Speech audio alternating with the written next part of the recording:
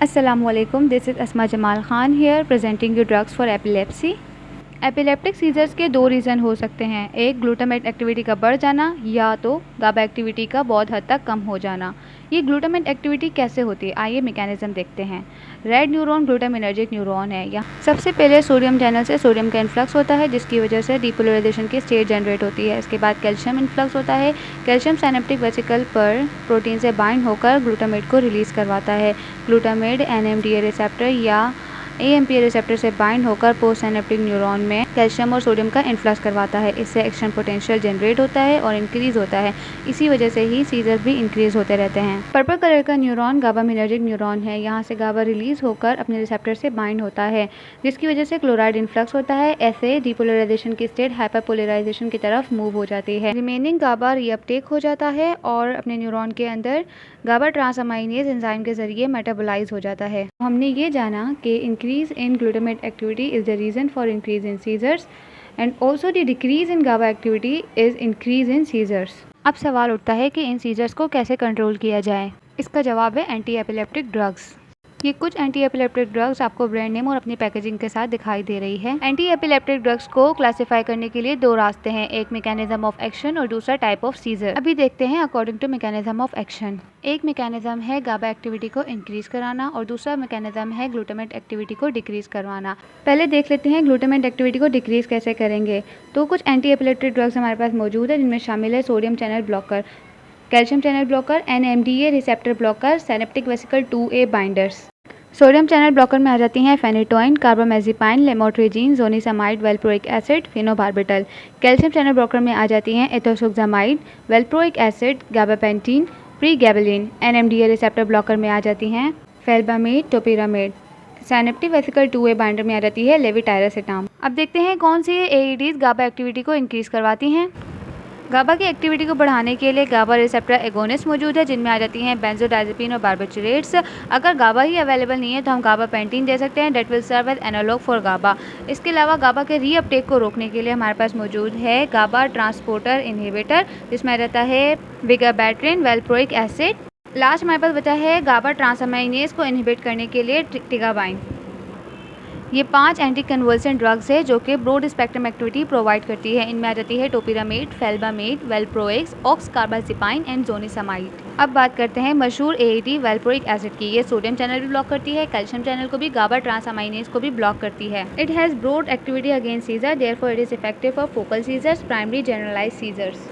जिवालप्रोइक्स हमारे पास सोडियम वेल्प्रोइट और वेल्प्रोइक एसिड का कॉम्बो है जो कि GIT में वेल्प्रोइक आयंस में कन्वर्ट हो जाता है। वेल्प्रोइक एसिड को प्रेग्नेंट लेडीज़ और 2 साल से कम उम्र के बच्चों में कॉन्ट्राइंडिकेट किया जाता है due to its side effects and adverse effects.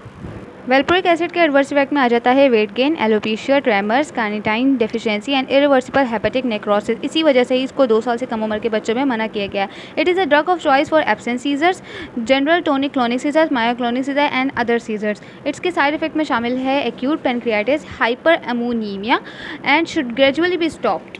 Second मशहूर AED हमारे पास है कार्बामेज़ेपाइन। ये सोडियम चैनल ब्लॉक करती है। Focal seizure, generalize tonic clonic seizure और ट्रेजिमिनाल न्यूरोलॉजी और बाइपोलर डिसऑर्डर के लिए इफेक्टिव है। इसके एडवर्स इफेक्ट में आ जाता है हाइपोनेट्रीमिया इन एल्डर पेशेंट, तभी इसको कॉन्ट्राइंडिकेट किया जाता है in elder patient. Also carbamazepine should not be prescribed in absent seizure because it may cause an increase in seizure. Carbamazepine is drug of choice in case of partial seizures. Next drugs जिसको हम discuss करेंगे वो फेल्बामेड है। ये sodium channel block करती है, calcium channel को भी, और ये NMDA ब्लॉक भी करती है। इसे हम रेजिस्टेंट एपिलेप्सीज के लिए ही प्रिस्क्राइब करते हैं। इसकी ब्रॉड स्पेक्ट्रम एक्टिविटी मौजूद है लेकिन ये हेपाटॉक्सिसिटी और एप्लास्टिक एनीमिया करती है, इसीलिए हम इसे सिर्फ स्टेटस एपिलेप्टिकस के लिए ही प्रिस्क्राइब करेंगे। The next drug is lamotrigine. It blocks sodium channel and calcium channel. It also has broad spectrum anticonvulsant activity. Therefore, it is effective for absence seizure, focal seizures, Lennox-Gastaut seizures. लेकिन एक adverse effect इसमें मौजूद है, वो है Steve Johansson syndrome. इसके बाद बात करते हैं AEDs में सबसे प्यारी ड्रग लेविटायरासेटाम की। It has high affinity for synaptic vesicle protein.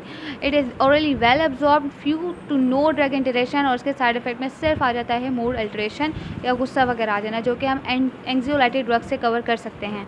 Next discuss करेंगे फेनोबार्बिटोन और प्रिमेटोन की। ये दोनों बार्बिचुरेट्स है।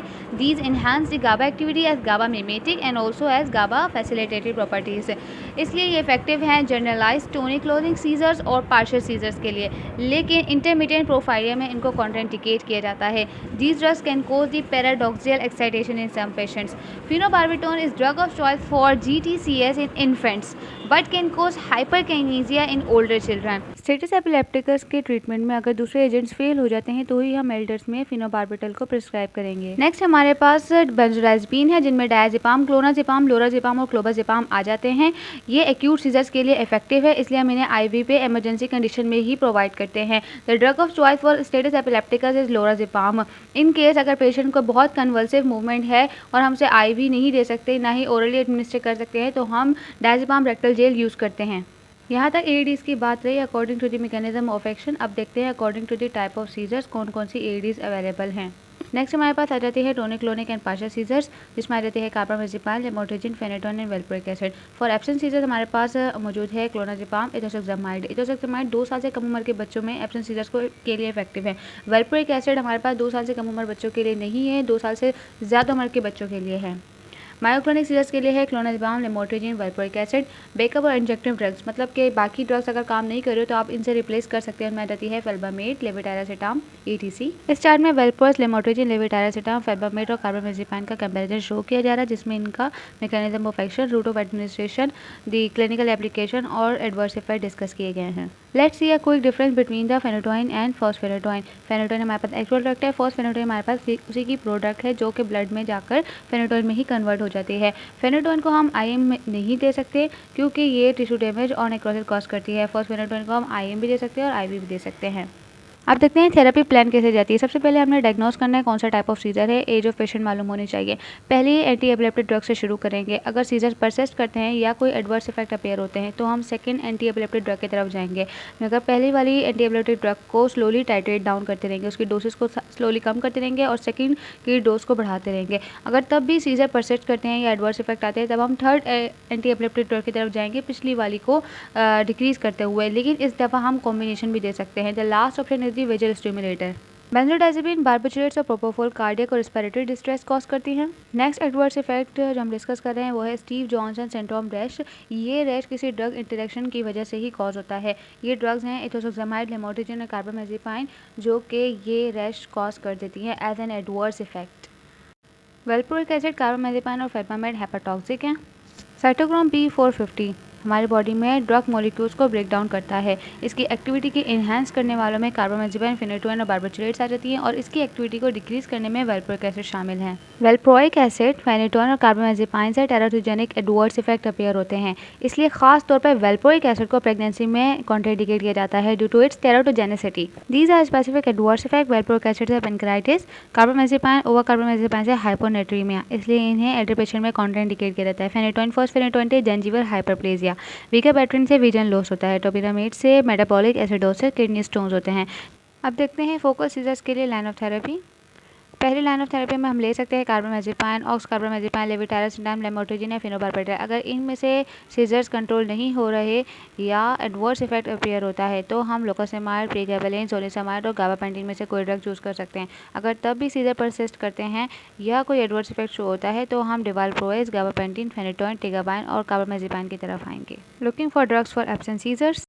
2 साल से कम उम्र बच्चों में इथोसेक्सामाइड एब्सेंट सीजर्स के लिए इफेक्टिव है। 2 साल से ज़्यादा उम्र के बच्चों में वेल्प्रोइक एसिड और आमतौर पर लेमोट्रिजिन इफेक्टिव है।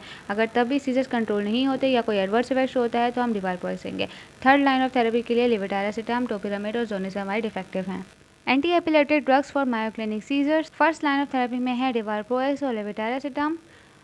सेकेंड लाइन ऑफ थेरेपी के लिए लेमोट्रिजिन, टोपिरामेट। थर्ड टाइम के लिए सिंगल AED या कॉम्बिनेशन में दे सकते हैं बेंजोडाइज़ेपिन, क्लोनाजेपाम एंड क्लोबाजेपाम में से या zonisamide. Anti epileptic drugs for tonic clonic seizures, lamotrigine, levetiracetam, topiramate. Second monotherapy के लिए डिवाल्प्रोएस या जोनिसामाइड में से कोई ड्रग ले सकते हैं।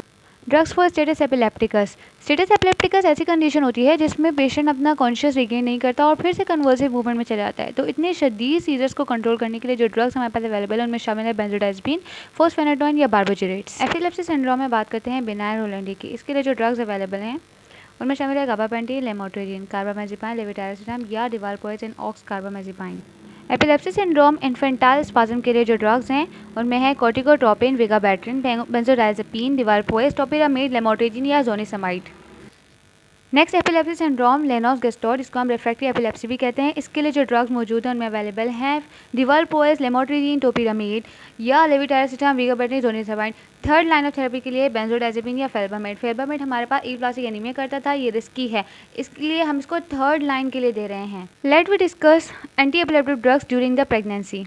गिवन ग्राफ में देखा जा सकता है कि वैल्पोइक एसिड की रिस्क ऑफ मालफॉर्मेशन सबसे ज़्यादा है, इसलिए इसे प्रेगनेंसी में अवॉइड किया जाता है। इसके साथ फेनेटोइन और कार्बामेज़ेपाइन को भी अवॉइड किया जाता है because they are teratogenic agents. It is shown that the pharmacokinetics of AEDs and the frequency and severity of seizures may change during the pregnancy.